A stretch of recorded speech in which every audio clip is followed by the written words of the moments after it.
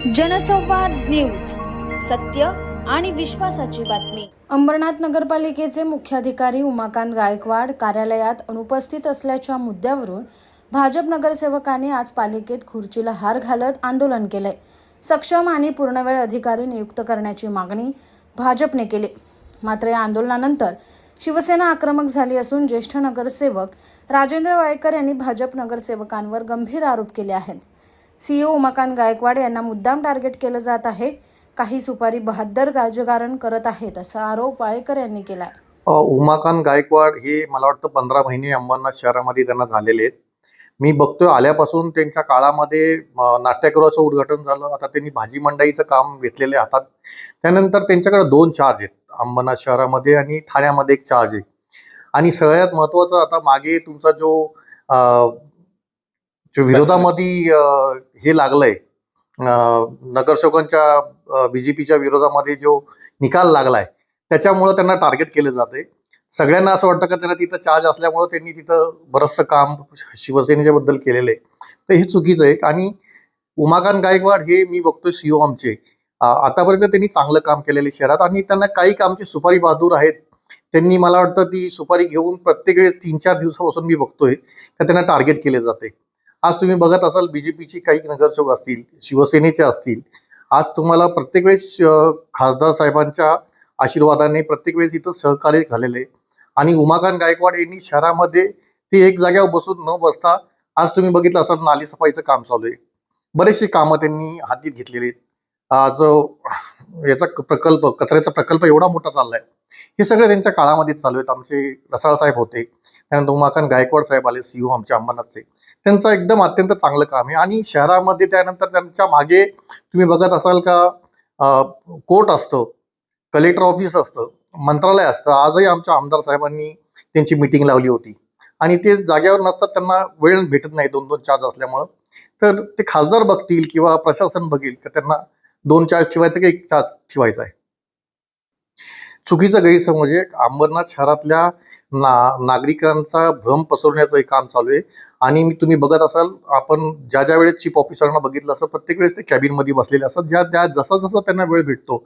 आणि दिवसभर ते मला वाटतं सगळ्यात जास्त बसणारा सीईओ हेच आहेत आपले उमाकांत गायकवाड साहेब। जेव्हापासून आले त्यांनी सगळ्यात जास्त वेळ, जर त्यांची टायमिंग बघितलं असेल, तुमच्या नोंदवहीमध्ये बघितलं असेल, तर सगळ्यात जास्त टायमिंग त्यांनी अंबरनाथ शहरासाठी दिलेले आहेत। आज अंबरनाथ शहराचं पॅचवर्क चालू आहे, त्यानंतर तुमचे नालेसफाई चालू आहे, त्यांचा कुठेही आळकटा नसताना सुद्धा फक्त त्यांचं यांना भावली म्हणून कोणाला तरी नाचवायची जी पद्धत असते। आमचे जे बसलेले काही आहेत, आता तुम्ही बघितलं असाल, आजही बाईट बघितली असाल तुम्ही, त्यांना असं वाटतं का सीईओ यांच्या बोटावर नाचले पाहिजे। ते प्रशासकीय अधिकारी आहेत, ते कोणाचे नसतात, त्यांना शहरासाठी निवडलेलं असते आणि ते प्रशासन असल्यामुळं ते सगळ्या पक्षाला घेऊन काम करत असतात। तर प्रत्येक वेळेस काही लोकांनी मला वाटतं अंबरनाथ शहरामध्ये सुपारी घेतली आणि त्यांना टार्गेट केलं जातंय। काय आपलं म्हणणं असेल? अशा 100 मला वाटतं बैठकी होतात, पण आमचे एकनाथ शिंदे साहेब जेव्हापर्यंत विचार करणार नाही का एखादा चीफ ऑफिसर, सक्षम चीफ ऑफिसर जर अंबरनाथ शहराला लाभलेला आहे, तर त्याचा टार्गेट करून तुम्हाला सांगतो, अंबरनाथमध्ये शहरामध्ये मोठा TDR घोटाळा झालेला आहे। तुम्हाला सांगतो, तो TDR वर आता त्यांना सही करत नाही, ते चुकीच्या कामावर सही करत नाहीयेत, त्याच्यामुळं त्यांना टार्गेट केलं जाते। ते प्रत्येक वेळेस ते जेव्हा चीफ ऑफिसर येतात तर कोणतरी येऊन त्यांच्या समोर बसतं का याच्यावर सही करून द्या। एखाद्या चुकीच्या कामावर कसं का तुम्ही सांगता का, तुम्ही आता बघत असताल कशा पद्धतीने ते सही करतील।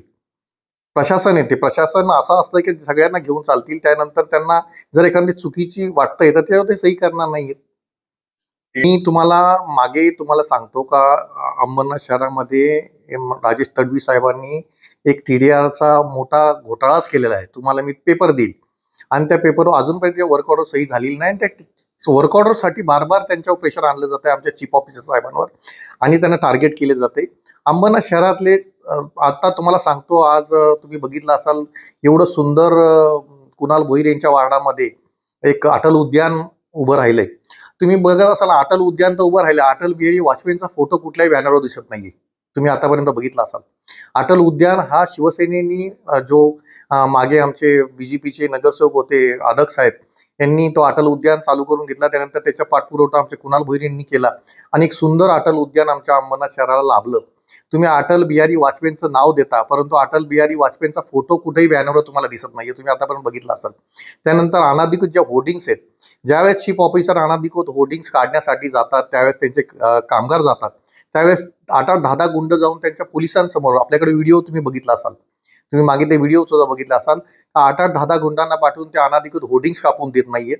असे बरेचसे गोष्टी आहेत का प्रशासनाला दाबण्याचा प्रयत्न हा चाललेला आहे आणि त्याच्यामुळे प्रशासन काय यांचं ऐकत नाही, यांना भीक घालत नाहीये. त्यामुळे हा असा प्रकार चालू आहे. त्यांना कुठं ना कुठं त्यांची नाचणारी भावली आणायची आणि त्याच्याकडून त्यांना पाहिजे ते कामं करून घ्यायचे, म्हणून चीफ ऑफिसरनं प्रेशर आणून त्यांची बदली करण्याचा प्रयत्न करतायत. जनसंवाद न्यूज, सत्य आणि विश्वासाची बातमी. आजच सबस्क्राईब करून बेल आयकॉनला क्लिक करा आणि पहा ताज्या घडामोडींचा अचूक अंदाज आपल्या मोबाईलवर.